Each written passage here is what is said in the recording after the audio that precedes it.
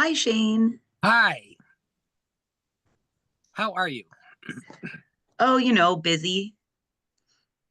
I can relate. Yeah.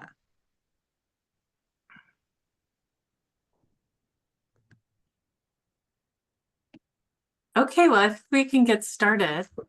Welcome, everybody. My name is Jill Moe. I am the director of the Desert Farming Initiative, and we're changing things up a little bit this week. So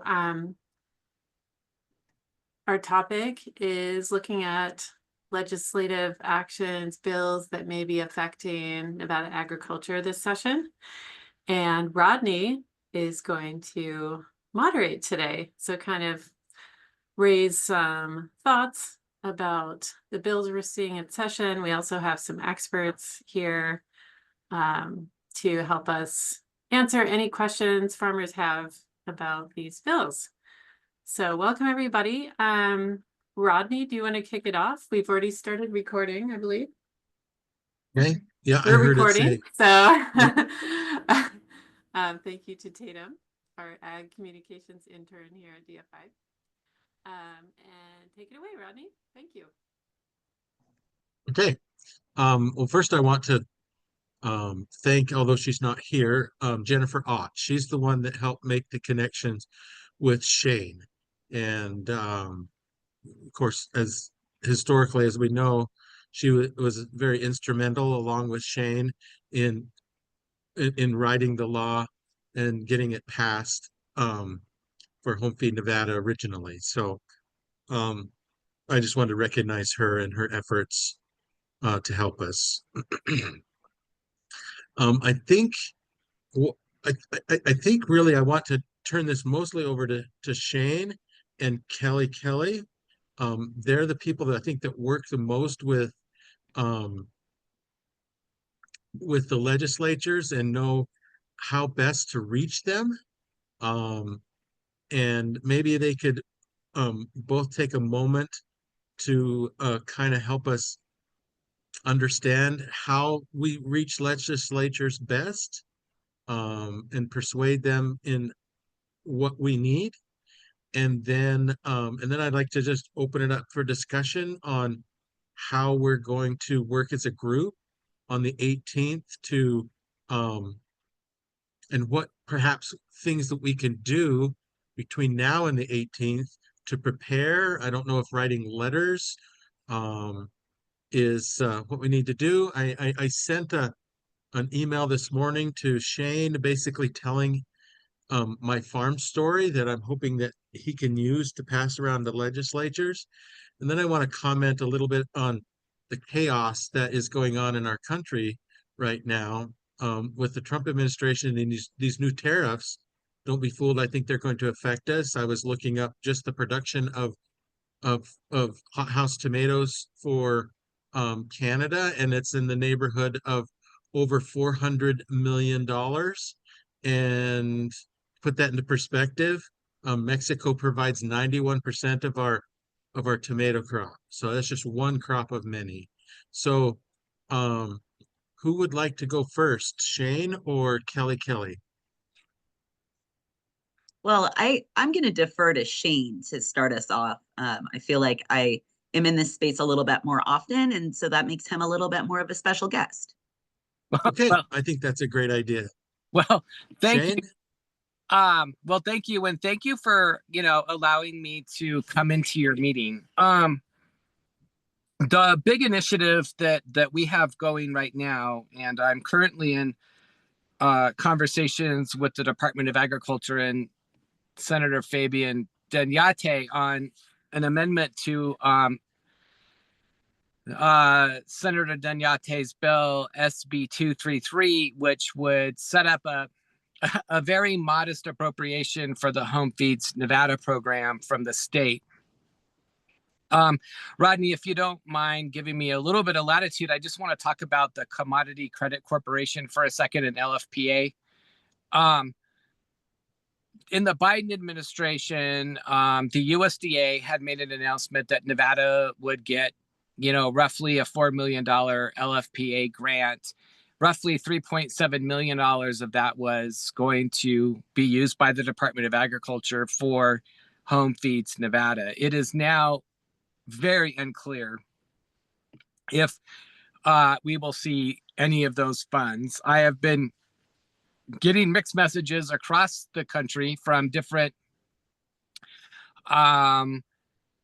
food bank organizations or different food security organizations that have access to LFPA money on whether or not any claims post to January 20th have been paid. And most recently, I got a notification from the California Association of Food Banks that runs some local agriculture initiatives in California that they were pausing all LFPA programs because they are very far behind in getting reimbursements from the USDA. Now, if I could interrupt here real Please. quick, Patricia Pope, who is the head of running Home Feed Nevada, sent out an email. I don't know by the raise of hands who got this email saying that they had funding for Home Feed Nevada. I have since requested that she give me some kind of a date because I'm starting to plant on when those funds would be available. She's supposed to call me, and I haven't heard. And my concern also is they've frozen already 2 of the grants that I've been working on funds, and when we're unknown. So I've been concerned about this LFP money as well. Please continue, Shane. So yeah, so Patricia has indicated to me that so far in Nevada, those reimbursements have been processed, and she's going to continue to write the grant that's due in April for the next round of funding. So we are remaining cautiously optimistic. I just want to say that part of what we're trying to do with SB 233, and I'll get to the language of that in a second, is to help set up a little bit of an insurance policy that would give us a little bit of money to keep the program alive while we sort out, at the federal level, what's happening with the USDA. So in Section 3 of SB 233, we are making an $800,000 appropriation for Home Feeds Nevada. Now, given the current economic climate of Nevada and the uncertainty of federal funding, I can't promise we're going to get the full $800,000. That's just our starting point.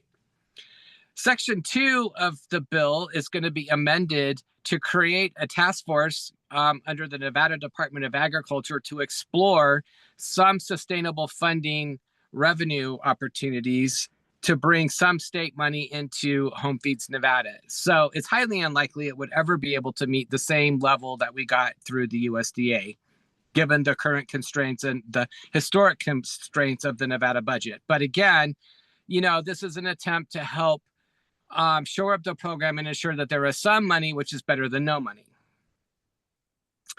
And so my goal is to have the amendment drafted by the close of business tomorrow and get it into Senator Fabian Danyate's office so that the planned hearing for this bill on March 18th can go forward.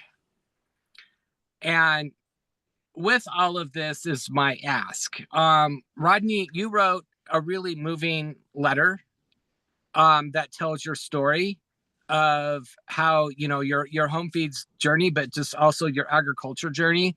And I think it would be incredibly impactful if anybody who is willing to share a similar story with us, how Home Feeds has really benefited you and submitted it to me so that I can put it in the official legislative record. That would be huge. And then the follow-up to that is when there is a bill hearing, and those of you who are able to make your way to Carson City to testify in support of the bill, that would also be great. So the big thing here is that we need to convince the more skeptical legislators that this program really is a life-saving economic development program for the state of Nevada. And this truly is like what we call a hand up and not a hand out, right? That's what people in the legislature are hung up on right now, is that like they all believe that this is There are some members, I want to be careful here. There are some members who believe that this is a another version of welfare or something, and we really need to drive the point home that this is really, really, really an economic driver for rural Nevada and for anybody who's in the agricultural industry. So I'm trying to be diplomatic and nice and not paint everybody with the same brush, but that's where my biggest criticisms are right now. So if I may jump in first, Shane, can you just tell everyone on the call what your role is in your organization? Oh, I am so sorry. Yes. I am the manager of government affairs and all that good stuff for the Food Bank of Northern Nevada. And so it was our food bank that partnered with the Department of Agriculture and Three Square back in 2021 to bring the Home Feeds Nevada to life. This program came about because of the collapse of the agricultural supply chain in Nevada, where we had, especially in rural Nevada, empty grocery stores. And we knew that we were never going to be able to meet the need if there wasn't a supply that was homegrown in Nevada. And so that's how this entire thing came about. Thank you. And I just want to echo how, I'm not a farmer, but I work with a lot of farmers in the business development space. And the thing that I think is just so beautiful about the Home Feeds Nevada program is that the money, and also I will add in the LFPA program, the Local Food Purchasing Agreement, Cooperative Purchasing Agreement program, is that the money that flows through those programs have a positive impact on both sides of the dollar.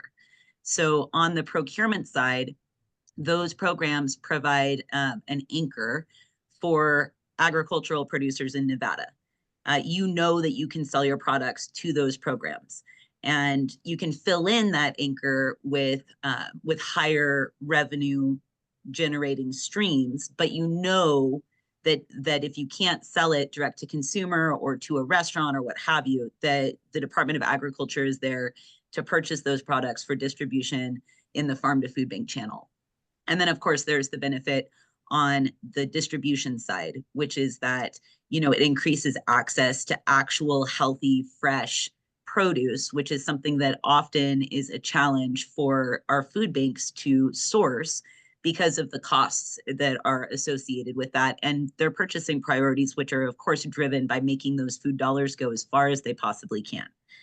So I think that, the messaging around this from the agricultural community about how valuable that program is to you and your businesses increases that that messaging around this being an economic development program supporting rural communities. And I just got a reminder from our fearless leader, Jill, that I have neglected to introduce myself as well. So Kelli Kelly, I'm the Agriculture and Food Systems Business Advisor for the state of Nevada's Small Business Development Center. And so with that, I also want to mention that the first section, before we move on to talking about how to navigate the legislature and how, what tools are available to support you feeling more comfortable in that space, I do want to mention that along with sections 2 and 3 of SB 233, the first section is connected to creating a certification program for Nevada agricultural producers, which this room all knows that we have a program called Grown in Nevada.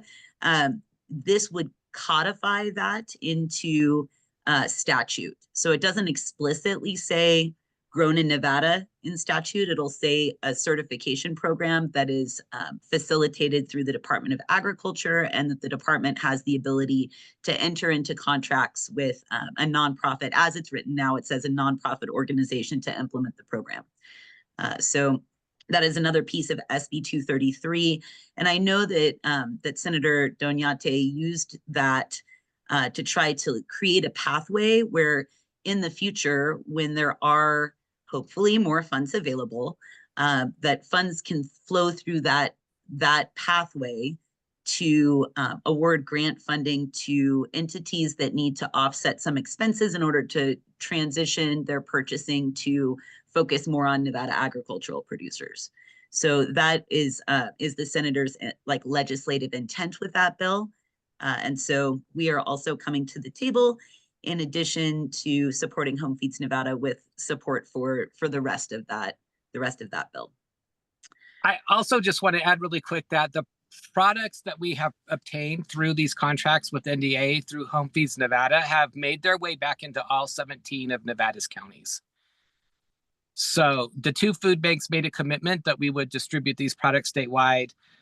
And we have done that. And I actually have a documentation since the Food Bank of Northern Nevada serves 13 of the 17 counties. I actually do have a document that shows you, within a couple of pounds, how many actually have gone into each county. I don't know that I broke it out by product type, but I can assure everybody that we have done our absolute best to assure equality in the distribution of these products back into the entire state. It's just not sitting in the 2 big urban areas of the state. Okay. Go ahead, Jolene. Hi, Shane. I'm Jolene. I was the one who was contacting you to get you on here. So thank you so much for your attendance. And I wanted to say thank you because I know how hard this job is. I haven't done it, but I have friends that were lobbyists and things like that. So thank you for doing this work. I know it's quite stressful at this time of year, but in my position at Reno Food Systems, I really, really see the benefit of having strong policies and stuff like that. So I really appreciate the work that you do to get those made and all the things.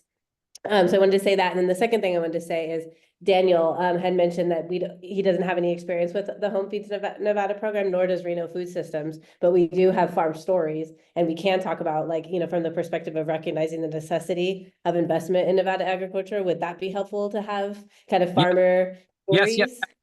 Yes. Okay.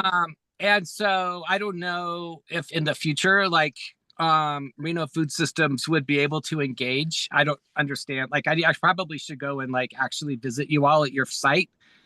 Yeah, we'll follow up with you. We'd love to have you. And we were thinking about it. It's just what happened is that we were having to take the goods to the food bank, and that wasn't something that we had the capacity for. But we actually were in talks with being able to have be able to sell the product from the farm and get paid through Home Feeds Nevada. So there was a roadmap and a bridge for us to potentially be able to utilize the program. Yeah. So yeah. Okay. Yeah. So I think that I think any information that because I mean, the bottom line is like, if we help everybody, then everybody wins, right?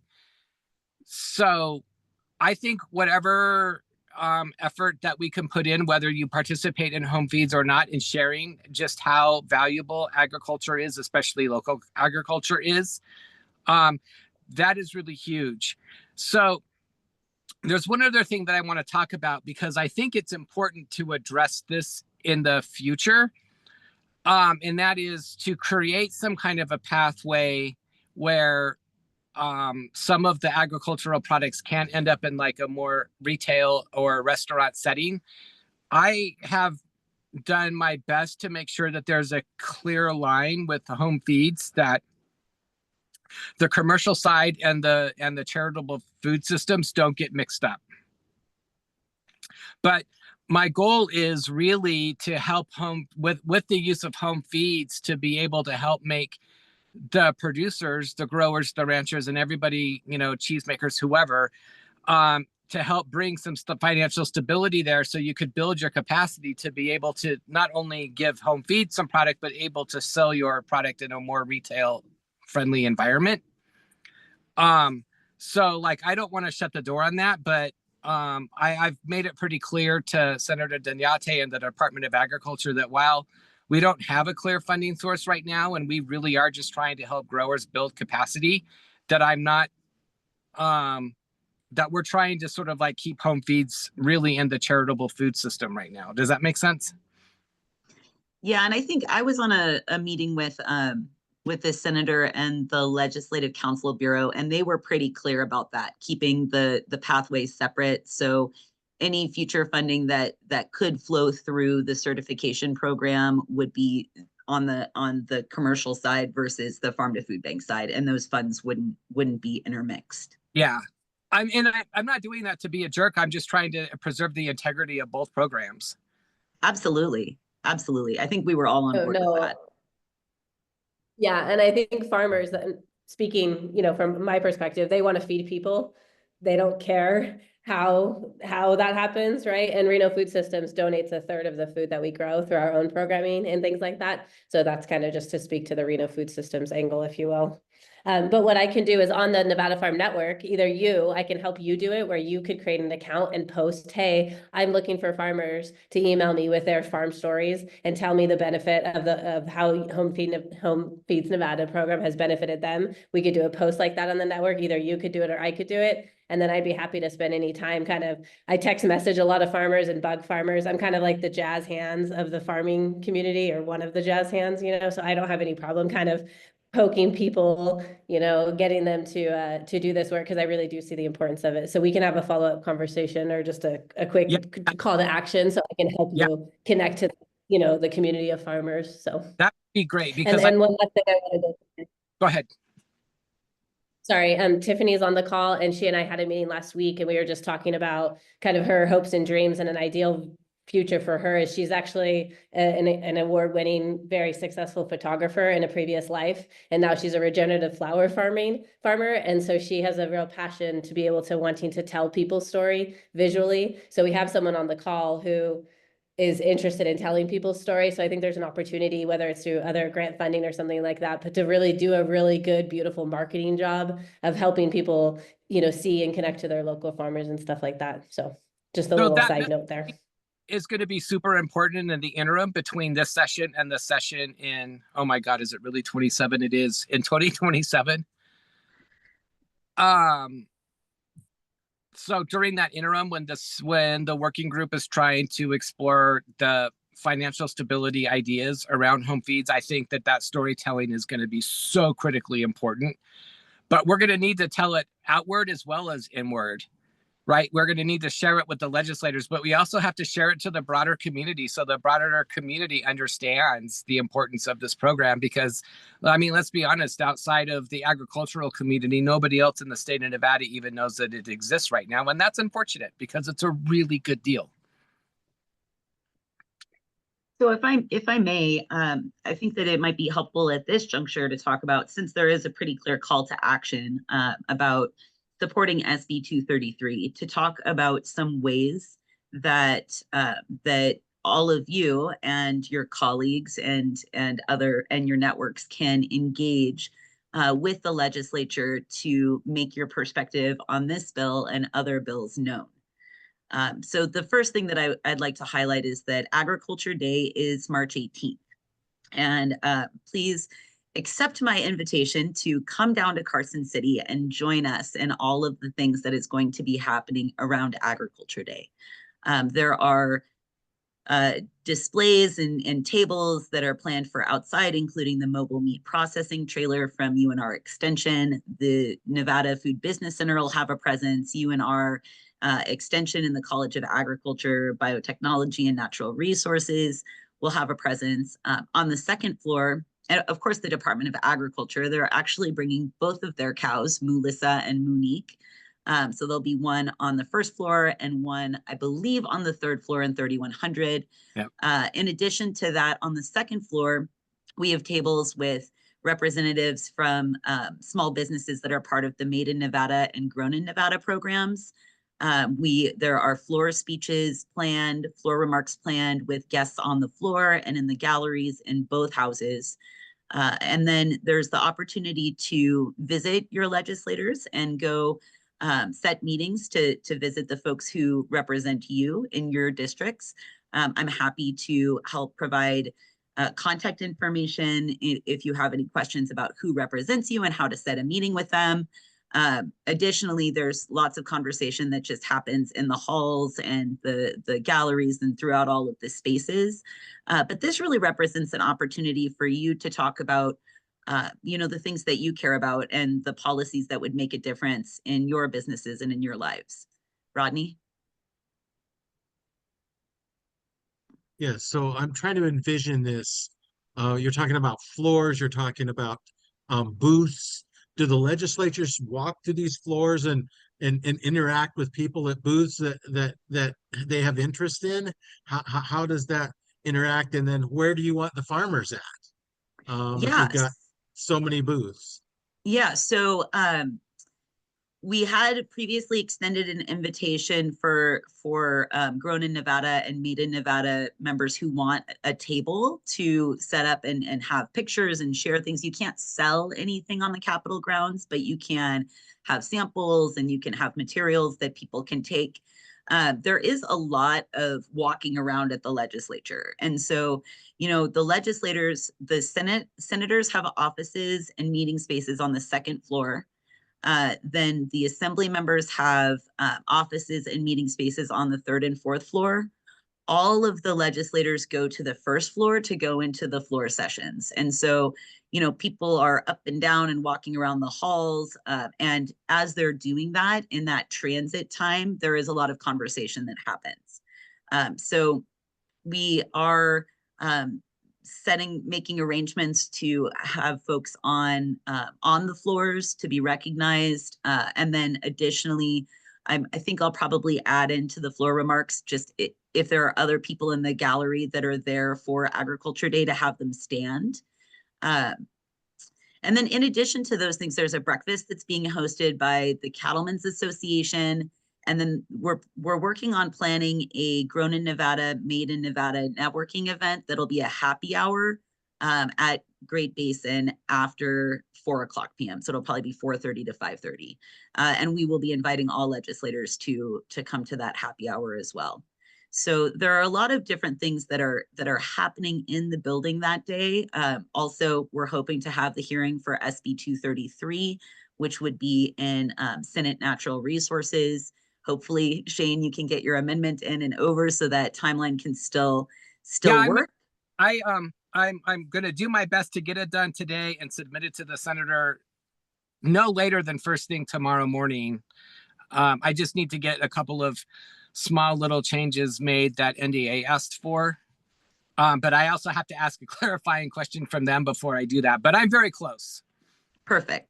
So that scheduling is really intentional on Senator Donyate's part. He wants to have that bill hearing when there are business owners and farmers in the building who can come and testify.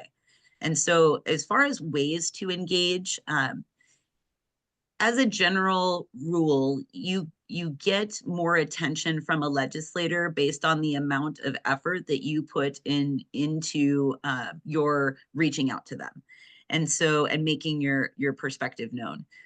So at the very most basic, you can go onto the Nevada Legislature's digital tool and you can express your opinion about any bill and include up to, I think, several hundred or several thousand words of your perspective, right? And you can vote. That's kind of basic level engagement. From there, you can continue to step up that engagement. You can write in statements that are submitted to the committee for inclusion in the legislative record. You can email members of the committee to express your perspective.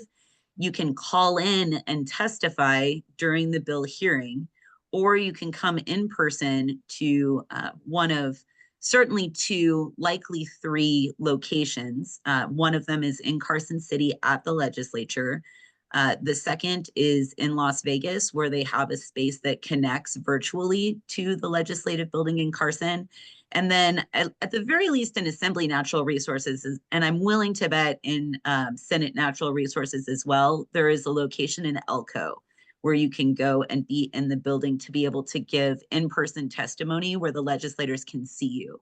And if you go through the effort to be there in person in one of the three locations and you tell your story, that carries additional weight or gravitas, right?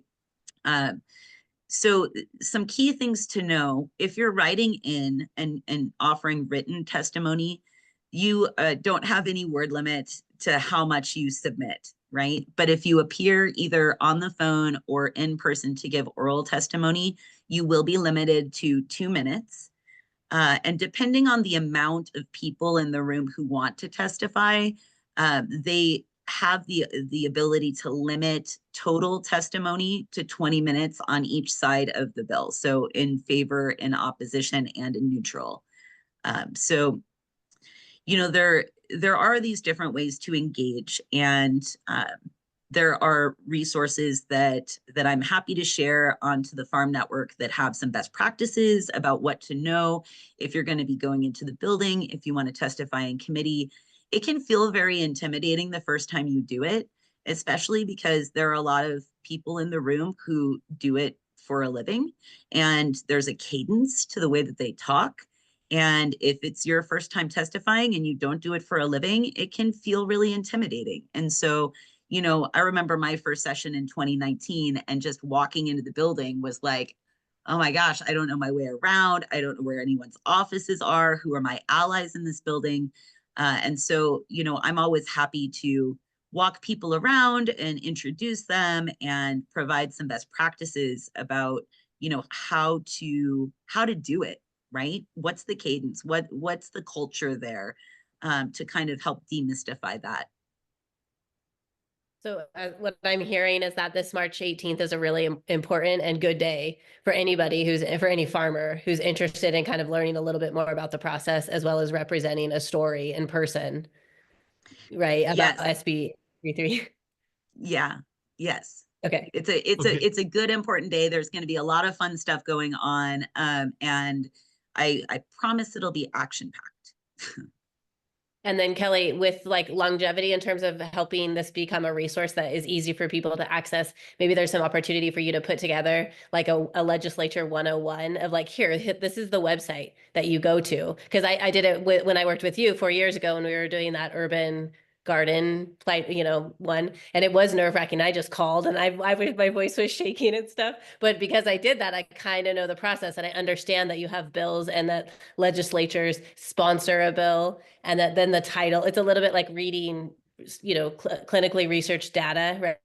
There's like a title and then an abstract or a description of sorts, right? Am I talking this through correctly? But yeah, if you could maybe put together, if there's already something like this, just for the curious farmer to get engaged and understand how they can really make a difference. And because it only takes a little bit of a time, and if we're all doing it, then that's it's important. It really does make a difference. And so we just have to get over those barriers of understanding how to do it, and then getting all our farmer friends to do it too. Yeah, let's bounce it up to Rodney. I have a resource to share, but I want to make sure that we're getting to everyone. So those that are traveling, myself from the South, and I assume most people here are from the North. So I need to travel there on the 17th, stay the night in a hotel, be there all day on the 18th, stay in a hotel, and travel back home on the 19th. Is that the likely time period that I will? Because I mean, it's a good 8-hour drive for me. So anybody Yeah, else that might be in that same circumstance, so they understand. yeah. So the schedule of activities starts at 9 a.m. With it for folks who are coming to table setup will happen a little bit before that, and so the official timeline is 9 a.m. to 4 p.m. The floor sessions are at 11 o'clock in the Senate and 11:30 in the Assembly. I say that with an asterisk because they start when they start, but that's when they're scheduled to start. And then they usually move their way, like as far as, the way that floor session works, they move their way through any bill introductions and then start doing remarks from the floor, which is when the recognition would happen, and the floor remarks. And then they wrap up with the schedule. The happy hour is kind of the end of the day, which is 4:30 to 5:30. And so, and then Senate Natural Resources meets at 1:30. Shane, is that right? 1:30? I want to say that actually it might be meeting at 4. Okay, I know Assembly Natural Resources meets at 4. Let me jump on to Nellis, and that's a good question, because you know what? I have all these committee times and dates in my head, and I just show up when I'm supposed to. Okay, you know what? It's 3:30 Oh, that's right. on, so Tuesdays and Thursdays, they meet at 3:30 in room 2144. So, That's a great floor on a great room on the first floor. Very comfortable seating. I'm gonna drop into the chat a link to a YouTube recording. This is a private one, so copy the link and just open it up on your computer and stick it in the background. This is a recording of an intro to the Nevada Legislature, or Leg 101, NV Leg 101, that I did with the agricultural roundtable groups, the policy subcommittee that met about a week and a half ago. And so we recorded the presentation, that way folks can view it and you didn't have to be there synchronously with us. So I think that's a really helpful resource. And in that video, I walk you through Nellis, how to use that digital tool, how to register to have your own free account to track bills, and then, you know, some best practices when it comes to providing testimony in committee. The recording's probably about 45 minutes long, so it is pretty detailed, but it's there for all of you as a resource. Another question. So you and Shane obviously know where to be, when to be. And farmers know how to talk, especially me. And so I need guidance when I'm there, saying, hey, Rodney, you need to be here at this time. You need to be here at this time. And then we can provide that for sure. I'll be there the whole day. As will I. Yeah, so that will not be an issue for sure. And the Food Bank of Northern Nevada will have an agriculture table at the thing. So I can also make sure that I've got some, you know, guidance and stuff like that, just in case I'm in a meeting somewhere that you could go to and be able to get some information on what's like scheduling and that kind of stuff. So I can work with Kelly to make sure that that you are as supported as you absolutely need to be in this process, because it is complicated. I mean, you know, just because I've been doing this for 25 years, it's every session is still different. It's still, you know, crazy making. Yeah, I'm going to drop in another link to the chat, and I would just ask you all, you can use this for your personal use. Please don't share it externally, because it's a tool that I build out every year for just for myself. I can show you a print copy of it. It's a little funny. So on the front, it has I'm just a bill, and it's a guide to the Nevada Legislature. And what I have in here on the first page is a list of all of the assembly members and senators, along with the attaché, or the legislative aides for all of the assembly members. And then there's maps. And so there's a second floor map, a third floor, and a fourth floor map, along with the names of the legislators co-located with the room numbers. And so this is a tool that I invite you to use, and they're kind of in hot demand. They're color coded, so you know the political affiliation of each of the members. And I do this because I am a big nerd. And also I like to walk into the building on the first day of the session and already know where everybody's offices are. There are a couple errors with the with some changes that have happened with some of the office staff, but the office locations are all correct. And so that is a tool that you can utilize to navigate. I like having maps. So I do want to mention before we have, yeah, this is like my third year doing it, and the lobbyists are like, can I have a copy of that? Especially at the beginning of the session. So just so you have a better understanding of like what I do when I'm in the building, I'm not in the building full time as a lobbyist. I am registered as a lobbyist, but I come out and generally meet with all of the members of a committee before a hearing connected to a piece of legislation that I'm working on or that I care about. And so it feels like there's going to be a lot of hearings in the next 2 weeks. I think I have 3.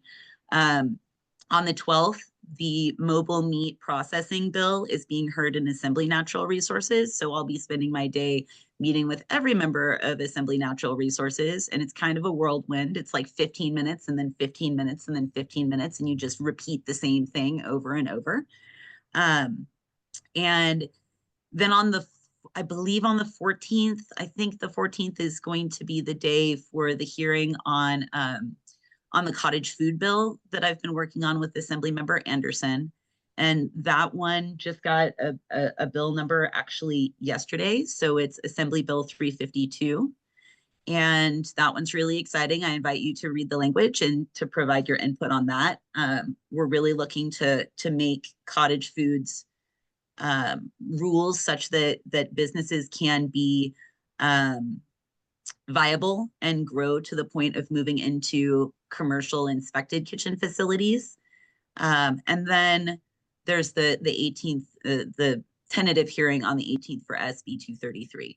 So I'm following a more complete list of bills and engaging with legislators about them, but those are the three that are kind of the top priority on my agenda right now, would be those three bills. And can you put that stuff on the Farm Network? Does that feel good to you, just for us to be aware of, and if there are calls to actions? Because I really do like text message people, like berate people, like, hey, you should do this, you know? So if I know, then I can send it out to everybody and just like peer pressure them. Absolutely. I'll do an update on the Nevada Farm Network. Maybe we start a policy channel or stream. Yeah. And, I just want to, Rob, did you work out your mic issues? Yeah, I'd like to invite you to weigh in, because I know that you've engaged with legislators on policy and also in your previous role showed up at the legislature. So I want to give you a moment to talk about your experiences as well. One of the things I've found that's worked, if this is a bill that you're following through the whole process, is to do exactly what you've suggested, is to arrange with the time. It's hard to nail them down. After the starting bell in the morning, they're pretty much on a highly variable time frame. Things go long, things go short, things are postponed. They have work groups set up at obscure hours. It's really it's got its own time frame, but anyway, it's important to take and as you said, meet with the people on those committees, particularly if you have a bill going through that you've sponsored, to work with the sponsors on both sides of the aisle of those bills to generate support in those committees. And then one of the things I found that really helped, and it helped me focus when I would give testimony, is to email and submit my written testimony, make sure that I can express it in the 2 minutes given, and use that also as my basis. So they have received an email from me, and I send it to each one individually. It takes a while to do, so they have that in their hands, in their office, prior to those committee meetings. And then I reiterate that, and it gives you the opportunity also to modify it and wing it a little bit, depending on something you've heard that maybe either is supportive or not supportive.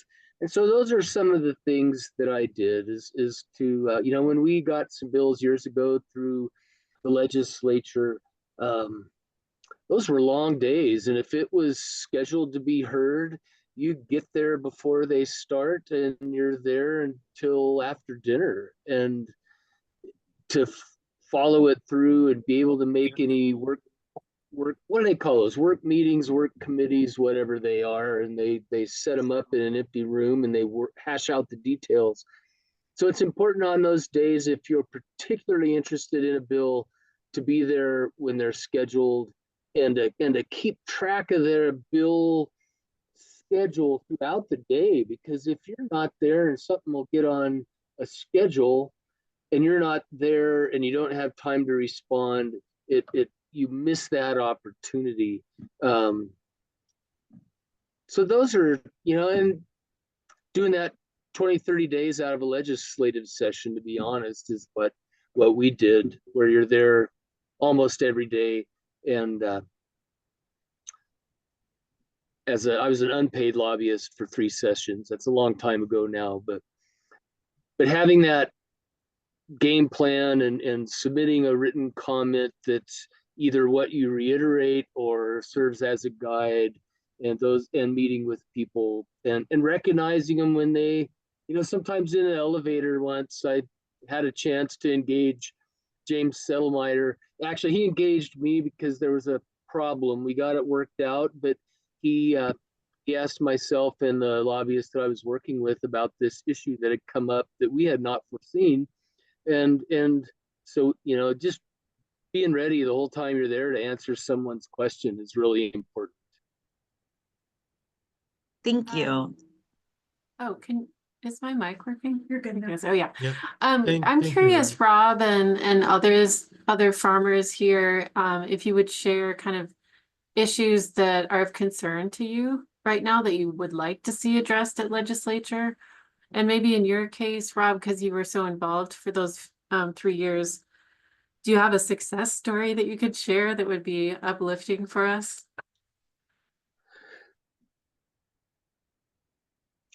Okay, I'm not muted. I want to. Yes, I do. I was able to retire with police fire retirement when I was relatively young as a result of those legislative efforts, and I'd be happy to share the details with that at another time. But the whole process really was a public relations process for state park rangers and law enforcement personnel, with not only legislators, but their staff, and with other representatives of other agencies, with the League of Cities and Nevada Association of Counties, different county governments. And so there are a lot of eyes and ears, Teamsters, the culinary union. There was a lot of interactions, and in the end, took 3 sessions to do one of those, but in the end, we were able to get those through, and and those benefits still extend to state park rangers as Category 1 law enforcement officers. But there's a process, there's an art of compromise, and I've seen things die that that shouldn't have, because someone was adamant on a given point that in a broader sense really was just a personal thing, and that happens a lot. So yes, those efforts were successful, and it just takes a lot of perseverance. Sometimes it doesn't happen in the first session. It might take 1 or 2 more to hone your approach and educate people and garner support. Yeah, I think, Kelly, is this the 3rd try on the soil health bill, or is this the 2nd try? It's just the 2nd try. I neglected to mention that because we've already done our first presentation on it, but AB 80 is another. It's the Healthy Soils Initiative. So that bill's already been heard, and I think we're waiting for amendment language to come back before they can have a work session, and then I'll pay attention to it again when it's time to go do it again in the Senate. But yeah, it takes multiple sessions to get this worked out. AB 80 was last year, was 2 years ago was AB 109, and we got it passed through the policy committee unanimously, and then it stagnated in Ways and Means and died a most untimely death. So it oftentimes that happens, right? And I think that also what we're seeing, I think what we're going to see a lot of this year is that legislators are going to work to amend their bills to pull fiscal, to change appropriations and pull fiscal notes off, just because, there's no money. And so we can cross our fingers for a positive economic forum in May, but that also is at the very, very end of the session. So it's not likely that a lot of bills with fiscal notes are going to get passed. So although if the fiscal note is an authorization versus an appropriation, it makes it a little bit easier. Appropriations take money from the state general fund, whereas an authorization authorizes a state department to issue a fee to implement a program. And so I think what we're going to see this session is a lot of policy pathways being created without funding to actually fund the programs, with the hope that if the policy is created, then down the road in future sessions, legislators can circle back and create funding for those, or can advocate for funding being added into the governor's budget, the biennial budget. Okay, we are 7 minutes away from our 2 o'clock time. I don't mind continuing if others want to. I think this is important information. But I would like to add a few comments and then ask people to any questions that might be out there. And then maybe give Shane and Kelly the last word on any other thoughts. So part of the Home Feed Nevada law says that donations can be accepted for the program.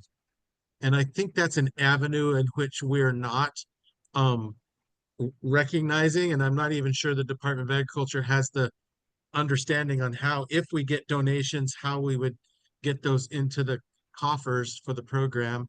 And most people that might donate $1 million, let's say, are going to want some kind of a tax break on that. How do we handle that as farmers? But I think we need to as farmers, I think we need to put together an effort to start soliciting for those donations from the Bill and Melinda Gates Foundation and others like that, and push the Nevada Department of Agriculture to figure out that donation. Because what I'm hearing here is we're going to push for $800,000 in funding, and there's really not a guarantee for that.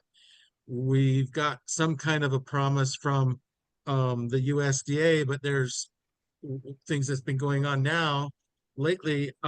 There's no guarantee of that, and we want this program to continue. So I think we need to think about all the avenues and work all those avenues. And I realize that's going to be something that we probably need to start working on now and work on after the legislature Ag Day on the 18th. Another question is dress. Do we need to be there in suits? I want to come in my overalls because I want to stand out as a farmer, and so could we have some comments on, should we dress in a suit, or are my overalls okay?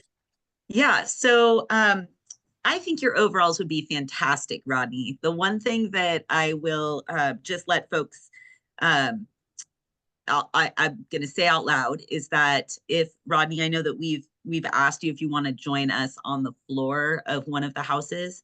And if you are going to be sitting on the floor with a legislator, you need to have a jacket, like a blazer. Mm-hmm. So if you plan on wearing your overalls, which I absolutely encourage, I just also suggest that you bring a blazer with you if you want to be sitting on the floor with a legislator. There's no rule about, aside from wearing, like, legislators are not supposed to have pockets outside their pants. They're supposed to have a blazer on to go onto the floor. Most folks wear business professional attire, but I will say that in the Natural Resources Committee, we often see folks who are cowboy casual, which was described to me by Dylan at the Department of Agriculture as jeans, boot, belt with fancy buckle, button-down shirt, cowboy hat. So that is totally an aesthetic that you see at the legislature regularly. It is the people's building, and people come into that building as they are. So those the only rules that I would say really apply are if you're going to be sitting on the floor of the of either the Assembly or the Senate with the legislator.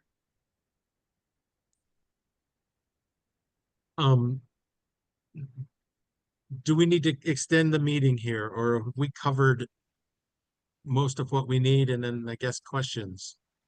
I just want to say one thing really quick, Rodney. As far as the Department of Agriculture being able to accept donations, that is something we can do in the interim through the Agriculture Board and the administrative rulemaking process. So yeah, we don't need a bill or anything special for that. The fund's already been created. We just need the Department of Agriculture to create the mechanism in their own internal regs on how to accept it. And so I have flagged Right. for both NDA and the legislature, just so that they're aware that that's something that needs to be addressed. Yeah, and I understand that. My question is if a large donor wanted to donate to the program, they're essentially giving $1 million to the state. Is that tax deductible from there? Or does it have to flow through a nonprofit and then to the state in order to get the tax exempt? So this is kind of a crazy section of tax law, but there have been occasions when Mackenzie Scott and others have made donations to the Department of Health and Human Services that are tax deductible. I mean, honestly, that's a lawyer question from the philanthropic side. Ultimately what I'm getting is we want to create the mechanism, whatever that is, so that we as farmers can go out and mass write emails to different organizations that might want to support our program. Yeah, the Nevada Grants Lab should be able to help with that. I mean, we don't need to recreate the wheel. We just need to figure out where the donation goes. So I think that's probably one of the things that would fall under the purview of the task force or subcommittee that is created through the second part of the bill. Yeah, exactly. Yeah. So the task force that we're talking about, is this the group of farmers that are working with the Nevada Department for? Is this a different this is earlier Shane people? Shane had mentioned that the second, so as the bill was written, the second section of the bill created a task force that was aimed to address workforce development issues. And it sounds like that is connected to Shane's amendment that would be creating the task force to look into and try to determine strategies for increased capital formation supporting Home Feeds Nevada. And I would imagine, Shane, that you're going to be structuring that as, like, instead of a new task force, it would be a subcommittee of the State Board of Agriculture, just to kind of navigate the creation of a task force at a time when there's a lot of energy about reducing task force.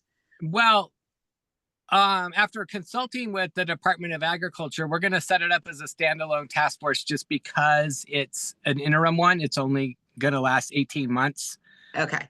And it will have one bill draft that it could submit in the 27 session. So we're going to handle it the way we do other legislative task force. But yeah, this is not a standing committee. This is going to have a sunset. Perfect. And then I know that there might be other folks who have questions. And so before we sign off, I just want to make sure that everybody has an opportunity to ask questions that might be on your mind. I have two quick questions, hopefully. One question, which is one that Daniel said, is there's a lot of bill. He was looking for the specific one about agritourism because they had an experience of going through their county to do events and things like that. Anyways, point being, he was looking for it, and then he noticed there was quite a few bills that were agricultural based. So how do you find the bills, for instance, that are affecting agriculture? Is there a way of doing that? And that's my first question in honor of Daniel. And then the second question is just in regards to farmers, how do the bills get created? Like, obviously farmers have concerns, or who introduces these bills? So point being, if a farmer has a concern right now and they want to maybe potentially work on a bill to be able to address this concern, in the next session, right? How do you go about doing that? Is there a mechanism there that farmers know who to communicate to or who to advocate their concerns with? I guess that's the second question. And the third question is if there are current concerns from farmers right now, if we could please, if you could use that Nevada Farm Network or think of us as advocates to be able to share those concerns, because your concern is, chances are it's probably might be something familiar. You know, it could be something specific to Nevada or whatever. I know we live in a kind of an interesting state. So I think there's that third question is, I want farmers to feel comfortable reaching out to Kelly or to me or whomever to be able to have their concerns heard so we can potentially look towards addressing them with bills in the future. Yeah, so I'm going to tackle that and I'm going to try to do it in a fairly abbreviated way.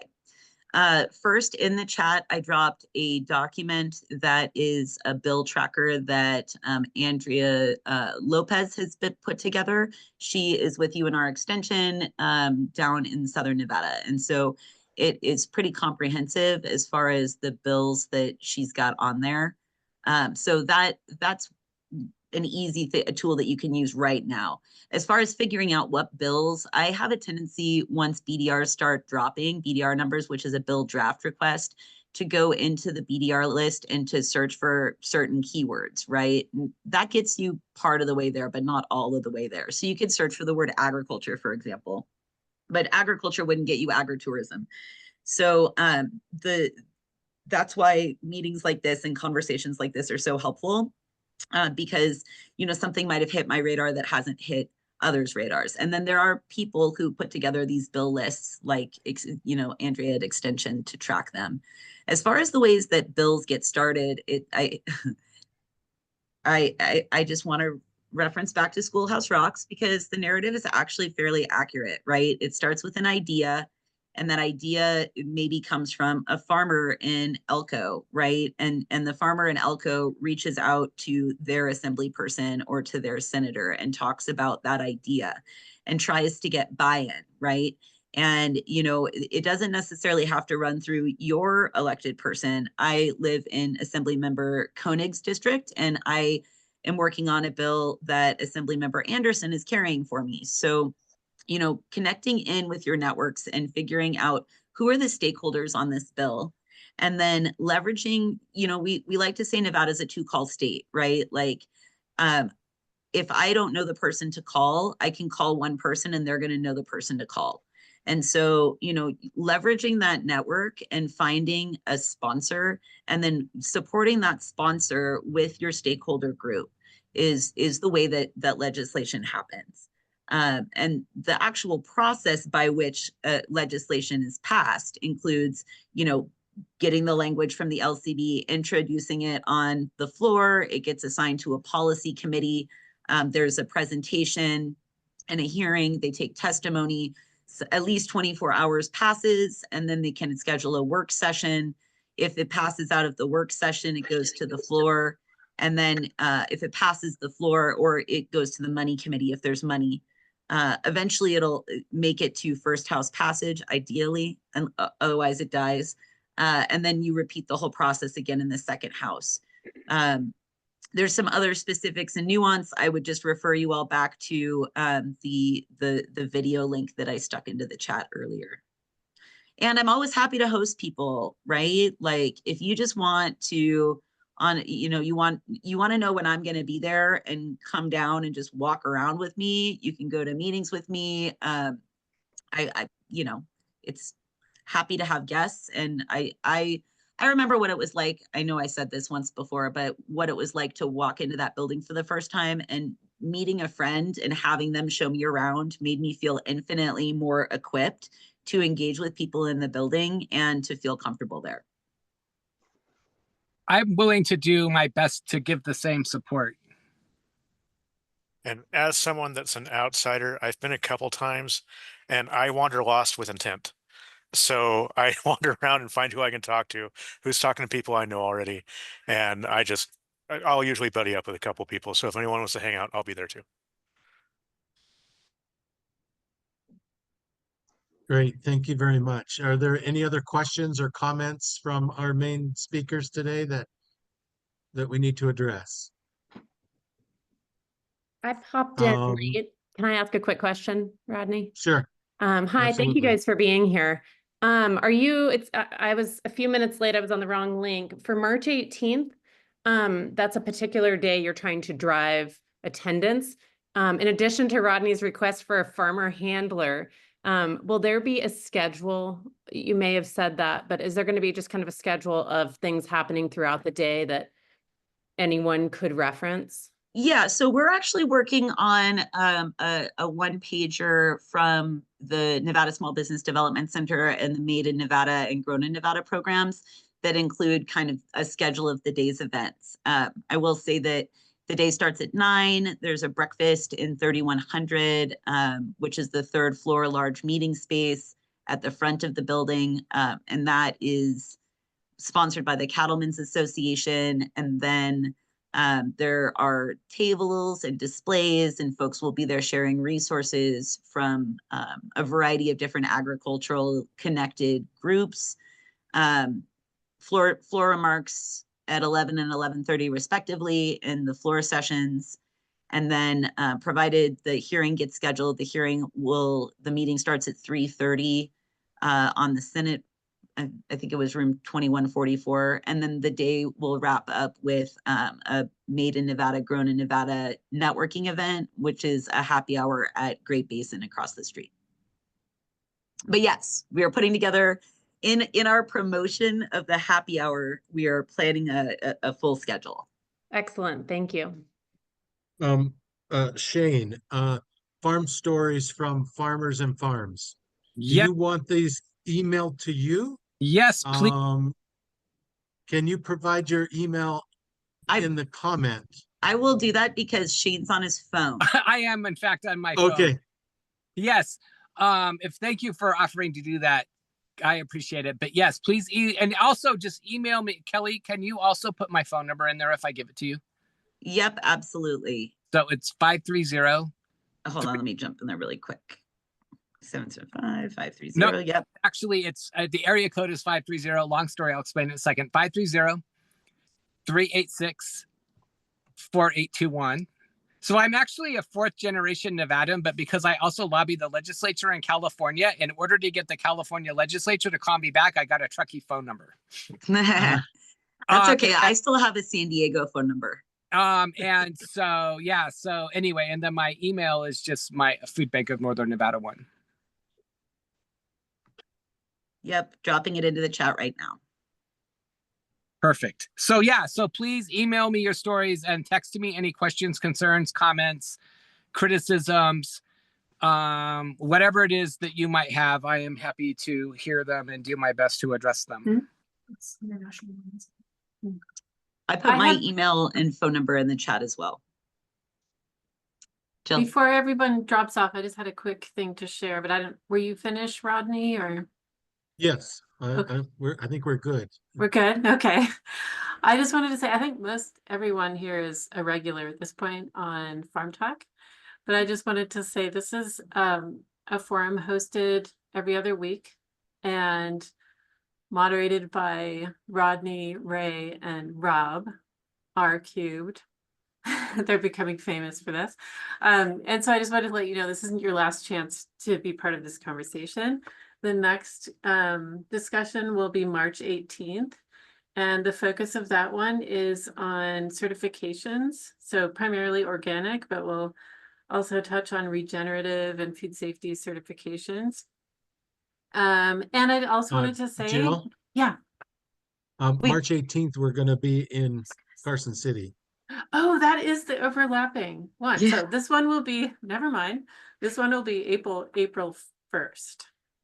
Unless the you next do a farm- live farm talk from the legislature. Yeah, that We sounds could do complicated. that. We could try to do it. All right, we'll get back to everybody on that. But I also wanted to say, given what's happening at the national level, which Rodney, you mentioned right at the beginning, I just wanted to say that this program, the Nevada Farm Network and FarmTalk, are funded by a USDA grant through the local food promotion program. And so we're staying tuned on how great funding like this may be affected, and we'll keep you posted. Since I also handle federal work with our delegation in the Farm Bill I know that Kelly does as well. When those issues crop up, please feel free to contact me as well. Terrific. Hey, thanks for everybody's participation. Kelly, thank you for your comments, and Shane, thank you for your comments. We really appreciate you being here, and we're much stronger as a group, and we need to save this program because I think it is vital for our future. And thank you. If that is, there are no other comments, then I think we can end the recording.